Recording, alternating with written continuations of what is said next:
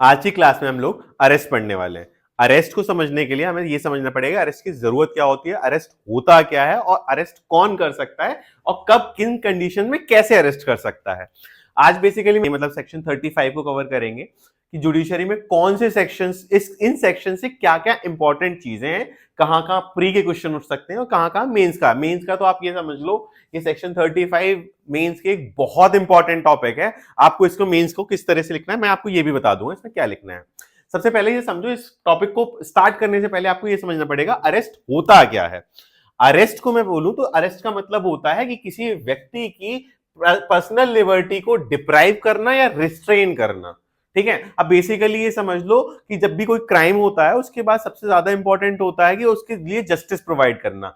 Justice और crime के बीच में एक इंपॉर्टेंट चीज है कोर्ट, और कोर्ट के सामने उसकी ट्रायल होना या ये होने के लिए उस व्यक्ति का प्रेजेंट होना बहुत जरूरी है। अब उस प्रेजेंस के लिए उस व्यक्ति को अरेस्ट किया जाता है कि भाई तुम यहां पर आके कोर्ट के सामने आओ। इस पूरे प्रोसेस को हम अरेस्ट कहते हैं और इसकी डेफिनेशन तो कोई बीएनएसएस में दे नहीं रखी है। ये भी बात याद रखना, प्री का एक क्वेश्चन ये भी उठ जाता है कहां डिफाइंड है और लोग गलत करके आ जाते हैं, कुछ भी तुक्का लगा देते हैं। ये बीएनएसएस में कहीं पर भी डिफाइंड नहीं है कि अरेस्ट क्या होता है।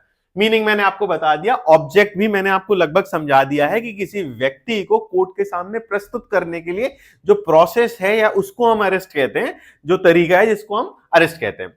अब सवाल ये उठता है कि अरेस्ट कर कौन कौन सकता है। ठीक है, अरेस्ट करने के लिए तीन लोग, मतलब तीन में से कोई भी व्यक्ति अरेस्ट कर सकता है। पुलिस ऑफिसर तो आपने इतनी मूवीज देखी हैं, इतनी सारी चीजें समझी हैं, तो आपको पता ही होगा पुलिस तो अरेस्ट कर ही सकती है। तो बीएनएस के दो सेक्शन हैं जो पुलिस के अरेस्ट की बात कर रहे हैं। पहला सेक्शन है सेक्शन 35 जिसमें यह बताया कि पुलिस कब किसी व्यक्ति को बिना वारंट के ही अरेस्ट कर सकती है। दूसरा सेक्शन है सेक्शन 39, वो ये बताता है ऐसी सिचुएशंस में जहां पर वारंट नहीं है लेकिन ऐसी सिचुएशंस आ गई है कि वो आपसे नाम पता पूछ रहा है, आप वो भी नहीं बता रहे हो, तो एक उसके पास अथॉरिटी है to control the behaviour of society, तो वो अरेस्ट कर लेता है। तो ये दो सेक्शंस हम पढ़ने वाले हैं। ठीक है, अब सवाल उठता है कि इसमें मेंस का सवाल कैसे बनेगा। तो मेंस का सवाल के लिए आप एक चीज समझ लो, इसमें सबसे इंपॉर्टेंट अगर आपसे यही पूछ लिया कि आप ये बताइए कि किस तरीके से, मतलब what is arrest, how a police officer can arrest any person without warrant and why। तो ये सारे क्वेश्चंस आप सबके आंसर दे देता है सेक्शन 35। ठीक है, अब सेक्शन 35 पढ़ने से पहले, क्योंकि अपन मेंस के लिए पढ़ रहे हैं, तो पढ़ने से पहले हमें चार केसेस तो बहुत अच्छे से आने चाहिए, जिसमें सबसे पहला और सबसे इंपॉर्टेंट केस है अरनेश कुमार का केस। अरनेश कुमार का इतना अच्छा केस आया कि मैं आपको बता दूं, बहुत सारे सेमिनार और कॉन्फ्रेंस, पुलिस लोगों की ट्रेनिंग, जजेस की ट्रेनिंग सिर्फ एक केस पे होती है। तो अरनेश कुमार का नॉलेज आपके सिलेक्शन के लिए बहुत ज्यादा इंपॉर्टेंट है। इवन आप एडवोकेसी कर रहे हो तो भी अरनेश कुमार बहुत इंपॉर्टेंट है, पुलिस की तैयारी कर रहे हो तो बहुत इंपॉर्टेंट है। अरनेश कुमार का केस आप पढ़ लेना, वरना मेरी अलग से एक केस लॉ की वीडियो आएगी, उसमें आप देख लेना। ठीक है, इसके अलावा इसके जोगिंदर बासु का एक, जोगिंदर सिंह का केस है, गलत लिखा है, जोगिंदर सिंह का एक केस है। जोगिंदर सिंह का केस वो भी अरेस्ट की गाइडलाइंस लेके आया, उसमें कुछ बातें हुई हैं, उसमें पुलिस के ऊपर किस तरीके से क्या लिमिटेशंस बताई गई हैं। इसके अलावा डीके बासु, इसमें भी अरेस्ट की, ये थोड़ा पुराना केस है और इसमें भी अरेस्ट की गाइडलाइंस आई हैं। और एक रीसेंट केस है Delhi judicial association versus state of Gujarat. ये भी एक रीसेंट केस है जिसमें बताया कि अरेस्ट किस तरीके से होने चाहिए, क्या लिमिटेशंस है और क्या स्कोप है अरेस्ट का। तो आप ये केसेस खुद पढ़ लेना। अब सवाल ये है कि सेक्शन 35 क्या कह रहा है। सेक्शन 35 कह रहा है कि कब कोई पुलिस ऑफिसर किसी दूसरे व्यक्ति को पर्सन नॉट अक्यूज, किसी पर्सन को अरेस्ट कर सकता है, वो भी बिना वारंट के। ठीक है, अब इसके लिए पहले ही समझ लो ये वारंट और बिना वारंट का क्या रट्टा है। तो वारंट और बिना वारंट का एक सिंपल सा तरीका है कि जहां पर पुलिस के पास पावर है, अथॉरिटी है to arrest any person without warrant, उन केसेस को हम बोलते हैं कॉग्निजेबल ऑफेंसेस। उन ऑफेंसेस को हम कॉग्निजेबल ऑफेंस बोलते हैं। जहां पर ऐसी पावर नहीं है उन्हें बीएनएस में या हमें बताया गया है, उन्हें बोला जाता है नॉन कॉग्निजेबल ऑफेंस। तो जहां पर power of arrest without warrant है वो कॉग्निजेबल ऑफेंस होते हैं, जहां ऐसी कोई पावर नहीं है वो नॉन कॉग्निजेबल ऑफेंस होते हैं। स्टार्ट करते हैं सेक्शन 35 पर। सेक्शन 35 में जब बताया गया कि पुलिस ऑफिसर बिना वारंट के अरेस्ट कर सकता है, तो सेक्शन 35 पहले आप समझो ये ना बहुत एक बड़ा सेक्शन है। इसको मेंस के लिए प्रिपेयर करने के लिए भी बहुत इंपॉर्टेंट, प्री में आपको बता दूं इसका टाइटल बहुत इंपॉर्टेंट है, आप इसके टाइटल याद रखना। इसके अलावा आप ये भी प्री में याद रखना, पुलिस ऑफिसर मे वर्ड यूज हुआ है, शेल नहीं वर्ड हुआ है, ये पुलिस ऑफिसर की डिस्क्रिशनरी पावर है, ठीक है। फिर इसके साथ साथ आपको यह रखना है कि कब ऐसा कर सकता है, ठीक है। तो अब इसको डिवाइड किया गया है 7 सबसेक्शंस में, ठीक है। 7 सबसेक्शन में भी इसका सबसे प्राइम और सबसे ज्यादा पूछे जाने वाला है वो है सबसेक्शन 1। सबसेक्शन अपने आप में शॉर्ट नोट के तौर पे मेंस में भी आ सकता है। प्री में भी लगभग 60-70% क्वेश्चन तो आपको यहां से लेकर यहीं तक मिल जाएंगे, ठीक है। तो बहुत ज्यादा इंपॉर्टेंट है सबसेक्शन 1। खैर स्टार्ट करते हैं। सबसे पहले कि कब पुलिस ऑफिसर कर सकता है अरेस्ट बिना वारंट के। अब ऐसी 10 कंडीशंस हैं, बीएनएसएस ऐसी 10 कंडीशंस बताता है जिसमें पुलिस ऑफिसर बिना वारंट के भी अरेस्ट कर सकता है। उन कंडीशंस को पढ़नी है। पहली कंडीशन ये लिखी हुई है कि अगर कोई व्यक्ति कॉग्निजेबल ऑफेंस करता है in presence of a police officer, ये याद रखना कि उसने जो ये कॉग्निजेबल ऑफेंस किया है ये पुलिस ऑफिसर के प्रेजेंस में किया है। और कॉग्निजेबल ऑफेंस मैंने बताया था 21G में आपको डिफाइंड है, ऐसा ऑफेंस जिसमें आपको अरेस्ट की क्या वारंट की जरूरत ही नहीं है। अब पुलिस वाले के सामने ही आप ऐसा ऑफेंस कर रहे हो, भाई साहब सेक्शन 35 का सबसेक्शन 1 का ए उसको अलाउ करता है पुलिस वाले को to arrest any person even without warrant. अब बात करते हैं दूसरी, जब किसी पुलिस वाले के पास उसके सामने नहीं हो रहा है लेकिन उसके सामने एक रीजनेबल कंप्लेंट आई है, क्रेडिबल इंफॉर्मेशन रिसीव हुई है, या फिर उसको रीजनेबल सस्पिशन है, उसको एक डाउट है कि शायद इसने ऑफेंस किया है। अब तब इन सिचुएशंस में पुलिस वाला कर सकता है अरेस्ट। लेकिन इसमें जो सबसेक्शन 2 है इसके जो सेंटर ऑफ पॉइंट है या जहां से सवाल पूछा जाएगा सबसेक्शन 1 में कि इसके बी में क्या दे रखा है, वो है 7 साल से कम का ऑफेंस होना चाहिए। यही डिफरेंस क्रिएट करता है 7 साल से कम का। 7 साल से ज्यादा की बात करोगे तो आप सबसेक्शन इसकी सब क्लॉज सी में चले जाओगे। क्लॉज अब अगर मैं बात करूं क्लॉज बी की, तो अब जब यहां पर रीजनेबल कंप्लेंट, क्रेडिबल इंफॉर्मेशन या रीजनेबल सस्पिशन है उसको ऐसे ऑफेंस होने का उस व्यक्ति द्वारा जिसकी सजा 7 साल से कम है, तब अगर वो ये कुछ कंडीशंस पूरी कर देता है तो उसे अरेस्ट कर दिया जाएगा।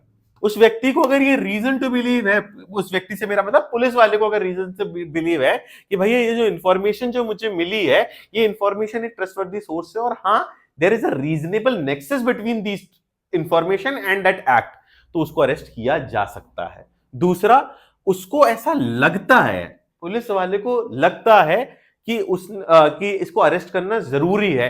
किन केसेस पे, तो यहां पर कुछ कंडीशंस है, जैसे शायद ये अब कोई दूसरा ऑफेंस कर देगा, ये ऑफेंस तो हुआ ही हुआ है, there is a probability that he will commit a further offence, तो यहां पर भी वो अरेस्ट कर सकता है। या फिर पुलिस वाले को इंश्योर करना है प्रॉपर इन्वेस्टिगेशन, और उसे पता है मैं इसको बिना अरेस्ट किए प्रॉपर इन्वेस्टिगेशन कर ही नहीं सकता, तो ऐसी सिचुएशन में भी वो उसको अरेस्ट कर लेगा। फिर उसके बाद पुलिस वाले को ऐसा लगता है, रीजन टू बिलीव है कि ये व्यक्ति अगर बाहर रहा तो ये एविडेंस की टेम्परिंग कर देगा, ये एविडेंस को छेड़छाड़ कर देगा जिसकी वजह से जस्टिस डिलीवर नहीं हो पाएगा, तब भी उसे अरेस्ट किया जा सकता है। इसके साथ साथ आप लोगों ने एक बहुत इंपॉर्टेंट चीज बीएसए में पढ़ी होगी, जहां पर ऐसा अगर पुलिस वाले को लग रहा है कि वो थ्रेट, इंड्यूसमेंट या प्रॉमिस करके लोगों को इन्फ्लुएंस कर सकता है कि जो एविडेंस उसके खिलाफ आ सकते थे वो उसके फेवर में आ जाएंगे, तो उस चीज को बचाने के लिए, उस चीज को दूर रखने के लिए, भाई आपको पता है ना आई विटनेस और इस तरह के विटनेस कोई है तो अब कोई पावरफुल आदमी होगा वो तो जाएगा और 4 बार उनको डांट देगा, थ्रेट दे दिया कि भाई तुम्हें गोली से मार देंगे, इतने लोगों को कर देंगे, तो भाई उस आदमी को ही अरेस्ट कर लो। या फिर वो अपना पैसा दिखा के खरीद लेगा, इंड्यूस कर दिया उसने कि भैया 10 लाख रुपए देंगे तुम अपनी बात मुकर जाना, वो मुकर जाएगा तुरंत। या फिर कोई और तरह का प्रॉमिस, थ्रेट या इंड्यूसमेंट, तो ऐसा अगर पुलिस वाले को कभी ये चीज लगती है तो तब भी वो अरेस्ट कर सकता है। इसके अलावा कि एक और चीज है कि अगर पुलिस वाले को ये पता है कि मैं आज की डेट में इनमें से तो कोई काम ना, फर्दर इन्वेस्टिगेशन के लिए जरूरत नहीं है, एविडेंस टेम्परिंग भी नहीं होगी, ये भी नहीं होगा, लेकिन पुलिस वाले को ये लगता है कि उसके बाद में प्रेजेंस प्रोक्योर करना, इंश्योर करना मुश्किल होगा। ठीक है। तो इसको ये पता है कि उसके बाद में कोर्ट पहुंचाना, कोर्ट क्या बोलते हैं, बाद में उसकी प्रेजेंस इंश्योर करना थोड़ा मुश्किल होगा। तो ऐसी सिचुएशन में पुलिस उसे अरेस्ट कर सकती है बिना वारंट की। बस शर्त ये रहेगा, ये जब भी कभी इस तरीके, इस नेसेसिटी पे अरेस्ट कोई व्यक्ति हो रहा है, तो पुलिस को वो अरेस्ट राइटिंग में, उसको नहीं सॉरी, एक डॉक्यूमेंटेशन करना पड़ेगा उस अरेस्ट के साथ साथ राइटिंग में, कि क्यों उसे अरेस्ट किया गया। और अगर अरेस्ट नहीं भी होता है तो भी आपको रिपोर्ट देनी पड़ेगी क्यों अरेस्ट नहीं किया। ये बहुत ज्यादा इंपॉर्टेंट है। इसका क्लॉज बी ये कहता है। क्लॉज सी ये कहता है, मतलब इसमें ये कंडीशन हो गई। क्लॉज सी ये कहता है कि अगर ऑफेंस जो है 7 साल से ऊपर का है तो ये सारी चीजों की जरूरत ही नहीं है। ये जो अपन ने इतनी सारी बातें पढ़ी, इनकी जरूरत ही नहीं है। आप सीधा रीजन टू बिलीव है कि उसने 7 साल से ऊपर का ऑफेंस किया है, अब उसके पास थोड़ी एक्स्ट्रा पावर है। आपको इन ग्राउंड्स की जरूरत नहीं है, ना उसे राइटिंग में की जरूरत है, आप सीधा अरेस्ट कर मारो। फिर ये तो रही 3 चीजें, उसके प्रेजेंस में कॉग्निजेबल ऑफेंस हुआ है या उसके पास इंफॉर्मेशन आई है। 7 साल से कम का है तो आपको ये फॉर्मेलिटी करनी पड़ेगी, 7 साल से ज्यादा का कोई फॉर्मेलिटी करने की जरूरत नहीं है, सीधा अरेस्ट करो। अब सवाल उठता है कुछ और ग्राउंड्स भी हैं जिनमें आप अरेस्ट कर सकते हो बिना वारंट के। इसमें सबसे इंपॉर्टेंट व्यक्ति है प्रोक्लेम्ड ऑफेंडर। कोई मुझे बता सकता है कौन से सेक्शन में दे रखा है? ठीक है, आप लोग भी कमेंट कर सकते हो। सेक्शन 84 के 4 में प्रोक्लेम्ड ऑफेंडर को दिया गया है। उन्होंने कहा कि जब भी कोई व्यक्ति जिसके खिलाफ प्रोक्लेमेशन इशू हो चुका है और बाद में वो तो भी नहीं आ रहा, समन्स वारंट के बाद आ नहीं रहा, तो कोर्ट खिस्से आके लास्ट में उसे एज वो कर देता है कि आज से तुम प्रोक्लेम्ड ऑफेंडर हो। गुड। फिर अगर किसी पुलिस वाले को लगता है, किसी को पता चलता है ये तो प्रोक्लेम्ड ऑफेंडर, उसके खिलाफ तो ऑलरेडी कोर्ट ने इतना बड़ा हंगामा कर रखा है कि आपको आना ही पड़ेगा, और आप नहीं आए वारंट होने के बाद भी, फिर आपके खिलाफ प्रोक्लेमेशन आया होगा, उसके बाद आप प्रोक्लेम्ड ऑफेंडर हुए होंगे, तो आप ऑलरेडी उस कैटेगरी में आते हो कि आपको वारंट की जरूरत नहीं है और आपको अरेस्ट कर लिया जाएगा। फिर इसके बाद ई में दे रखा है कि अगर किसी व्यक्ति के पास स्टोलन प्रॉपर्टी बरामद होती है और वो बता नहीं पाता कि वो उसको कहां से प्रॉपर्टी मिली, उसका प्रॉपर एक्सप्लेनेशन नहीं दे पाया, आप अरेस्ट कर लो। ठीक है। फिर इसके बाद एफ में ये दे रखा है कि कोई व्यक्ति अगर किसी ड्यूटी पे पब्लिक पुलिस ऑफिसर या किसी पब्लिक ऑफिसर को अगर ऑब्स्ट्रक्ट कर रहा है तो आप उसे क्या बोलते हैं, कस्टडी में ले सकते हो अपने में, और या फिर कोई कस्टडी से भाग रहा है तो तब भी आप अरेस्ट कर सकते हो बिना वारंट के। इसके साथ साथ जी में ये दे रखा है कि कोई आर्मी से कोई डिजर्टर है, कोई भगौड़ा है आर्मी का, और आपको नॉलेज होती है और आप पुलिस वाले हो, आपको वारंट की जरूरत नहीं है, आप उसे अरेस्ट कर लो। एच में एक अलग बात लिखी हुई है। अब बेसिकली यहां पर क्या है, एक्स्ट्राडिशन ट्रीटीज या ऐसे ऑफेंस जो इंडिया में इंपैक्ट नहीं डाल रहे हैं लेकिन इंडिया के बाहर इंपैक्ट डाल रहे हैं। अगर आपको पता हो, चैप्टर 8 एक नया इन्वॉल्व हुआ है जहां पर हमने एक्स्ट्राडिशन ट्रीटीज से, if I am not wrong chapter 8, ठीक है, जहां पर हमने एक्स्ट्राडिशन ट्रीटीज की बात की गई है। तो अगर किसी व्यक्ति के खिलाफ रीजनेबल कंप्लेंट है कि उस व्यक्ति ने कोई ऐसा ऑफेंस किया है जो इंडिया में तो नहीं, इंडिया के बाहर ऑफेंस है, और इंडिया के साथ ऐसे एक्स्ट्राडिशन ट्रीटीज है कि हम लायबल होंगे उस व्यक्ति के वो वहां तक पहुंचाने के लिए, तो आप उसे अरेस्ट कर सकते हो। उसके लिए आपको वारंट की जरूरत नहीं है। अगला है 9th कंडीशन है आई नंबर पे, वो ये कह रहा है कि जब भी किसी व्यक्ति को कोई रिलीज कन्विक्ट था उसे बाहर भेजा गया, तो आपको पता ही होगा जब भी किसी कन्विक्टेड व्यक्ति को रिलीज किया जाता है तो उस पर बहुत सारी कंडीशंस लगाई जाती हैं। बेल या पैरोल पे कोई व्यक्ति जब भी आता है तो उसे क्या बोलते हैं, कुछ कंडीशंस फुलफिल करनी पड़ती हैं। इसकी कंडीशंस बीएनएस का 394 बताता है, और उसके ब्रीच की बात कर रहा है 394 का सबसेक्शन 5। तो अगर कोई व्यक्ति अपने 394 के सबसेक्शन 5 का उल्लंघन कर रहा है तो उसे अरेस्ट किया जा सकता है बिना वारंट के। इसके अलावा अगर कोई पुलिस ऑफिसर के पास कोई इंफॉर्मेशन है, आप लोगों ने इतने मूवीज में देखा होगा कि कोई व्यक्ति है जिसके अरेस्ट वारंट और ये सारी चीजें आ रखी है, तो किसी दूसरे पुलिस ऑफिसर को एक रिक्विजिशन मिला है, एक इंफॉर्मेशन मिली है कि फलाने व्यक्ति को अरेस्ट करना है, तो आपको वारंट की जरूरत नहीं है, वो आपके सामने, आप उसे अरेस्ट कर सकते हो। तो ये सारी बातें आपकी सबसेक्शन 1 के अंदर लिखी हुई हैं कि कब कोई पुलिस बिना वारंट के अरेस्ट कर सकता है।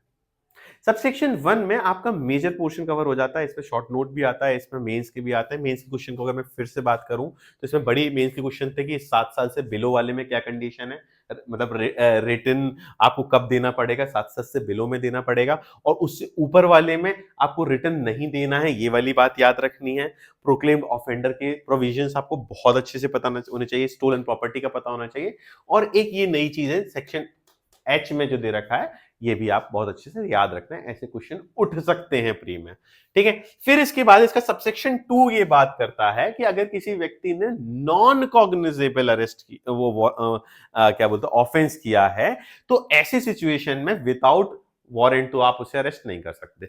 अब हम इसको पढ़ क्यों रहे हैं, क्योंकि टॉपिक था हमारा अरेस्ट बाय पुलिस ऑफिसर, तो विदाउट वारंट में ये वाली बात है। और अगर उसके साथ उसने कोई नॉन कॉग्निजेबल ऑफेंस किया है, तो वो कह रहे हैं कि आप अरेस्ट तो कर लो, लेकिन आपको वारंट की जरूरत पड़ेगी, ठीक है। तो यहां पर ये है, और बस इसमें ये याद रखना, इसमें एक एक्सेप्शन है, वो है सेक्शन 39, कि अगर किसी व्यक्ति ने सेक्शन 39 में नाम और बता नहीं रहा, already it is non cognizable offence, फिर भी आप उसे अरेस्ट कर सकते हो बिना वारंट के, कि नाम ही नहीं बता रहा। तो आपको पता ही है उसकी रीजनिंग, अभी हम अगले सेक्शन में डिस्कस ही कर लेंगे कि जब भी कोई व्यक्ति नाम बता, तो भैया मेंटेनिंग, पुलिस का काम क्या है, to maintain public order, peace and order, ठीक है। अब वो व्यक्ति नाम नहीं बता रहा, तो तब तक जब तक वो अपनी आइडेंटिटी डिस्क्लोज नहीं करता, आप उसे रख सकते हो। फिर उसके बाद कि अब जैसे कुछ ऑफेंसेस हैं जहां पर अरेस्ट रिक्वायरमेंट ही नहीं है, ठीक है, या फिर जहां पर वारंट नॉन कॉग्निजेबल ऑफेंस है, तो ऐसे में अरेस्ट कैसे होगा, तो अरेस्ट नहीं होगा उसमें। बेसिकली आप क्या करते हो, आप एक नोटिस भेज देते हो, पुलिस एक नोटिस भेजेगा ये कहते हुए कि आपको जब बुलाया जाएगा पुलिस स्टेशन तब आप आइए, उसके लिए नोटिस भेजेगा। सबसेक्शन 3 ये बोलता है अगर वो नोटिस जब भेजते हैं, सबसेक्शन 4 कहता है वो नोटिस है ना, वो लीगल ड्यूटी है, आप बाउंड हो उस नोटिस को फॉलो करने के लिए। सबसेक्शन 5 ये बोलता है कि अगर कंप्लेन किया, अगर तुमने कंप्लाई किया उस नोटिस के साथ, तो भाई साहब आपको अरेस्ट नहीं किया जाएगा, और अगर आप फेल हो जाते सबसेक्शन 6 में, तो आपको अरेस्ट किया जा सकता है, you may be arrested. Notice को अगर आप कंप्लाई करते रहते हो तो आपको अरेस्ट नहीं किया जाएगा, और अगर आप नहीं करते हो कंप्लाई, आप उसको ब्रीच कर देते हो नोटिस का, तो आपको अरेस्ट कर लिया जाएगा। अब सवाल ये होता है कि अगर वो कंप्लाई भी कर रहा था, क्या तब भी आप उसे अरेस्ट कर सकते हो? हाँ, कर सकते हैं। अगर पुलिस ऑफिसर को लगता है कि नहीं यार, इसकी जो अच्छा प्रॉपर इन्वेस्टिगेशन सिर्फ तभी हो पाएगा जब हम उसे अरेस्ट कर लेंगे, तो हाँ, तब उसे अरेस्ट किया जा सकता है, even if he is complying with the notice. फिर इसके बाद लास्ट की एक बात है कि आपको यह याद रखना है कि जब भी कोई व्यक्ति जिसने 3 साल से कम का ऑफेंस किया हो, या फिर कोई व्यक्ति जिसकी 60 साल से ज्यादा की उम्र है, इन दोनों की सिचुएशन में जो अरेस्ट जो करता है, वो जब भी कोई पुलिस ऑफिसर अरेस्ट करता है, उसे परमिशन लेनी पड़ेगी डीएसपी साहब की, डिप्टी सुपरिटेंडेंट ऑफ पुलिस की परमिशन लेनी पड़ेगी, ये आपको याद रखना है। तो बेसिकली आपको यहां से बहुत सारे प्री के और मेन से क्वेश्चन मिल रहे हैं। मेन से क्वेश्चन की बात करूं तो सबसे पहले आप अरेस्ट के ऊपर ही क्वेश्चन आ सकता है, तब आपको ये पूरा समझाना पड़ेगा, although it will be a very long question, ठीक है। इसके अलावा सबसेक्शन 1 पे अपने आप में एक मेंस का बड़ा क्वेश्चन बन जाता है। इसके अलावा इसके इन पे ये क्रेडिबल इंफॉर्मेशन कंप्लेंट और रीजनेबल सस्पिशन पे भी एक शॉर्ट नोट बन सकता है। प्री के क्वेश्चंस की बात करूं तो इनके क्या बोलते हैं, टाइटल्स तो सारे बहुत इंपॉर्टेंट है। इसके साथ साथ आपको ये याद रखना है कॉग्निजेबल ऑफेंस किस सबसेक्शन में दे रखा है, नॉन कॉग्निजेबल ऑफेंस किस उसमें दे रखा है, आपको ये याद रखना है। नोटिस वाली बात भी याद रखनी है कि नोटिस का प्रोसेस क्या रहेगा, और लास्ट में ये डीएसपी साहब से परमिशन कब लेनी है आपको, 3 साल से ऑफेंस कम हो और 60 साल से ज्यादा की उस व्यक्ति की उम्र हो, या फिर वो इन्फर्म हो, तो भी आपको परमिशन लेनी पड़ेगी। ये सारी चीजें आपको ख्याल रखना है। अब इसके साथ साथ एक सेक्शन और है, सेक्शन 39। सेक्शन 39 का वैसे प्री में इंपॉर्टेंस है, मेंस में कुछ खास क्वेश्चन नहीं बनता, शॉर्ट नोट भी मुश्किल है कभी बने। अब सेक्शन 39 क्या कह रहा है, मैं आपको बस एक लाइन बता देता हूँ। सेक्शन 39 इतना कहता है कि जब भी कोई पुलिस ऑफिसर है वो किसी व्यक्ति से कुछ पूछताछ करता है, पुलिस का काम, मैं आपको फिर से मतलब कि रिपीटिशन ऑल दो, कि ये पुलिस का जो काम है वो लॉ एंड ऑर्डर मेंटेन करना है, उसके लिए वो लोगों से रैंडमली सवाल जवाब पूछ सकता है।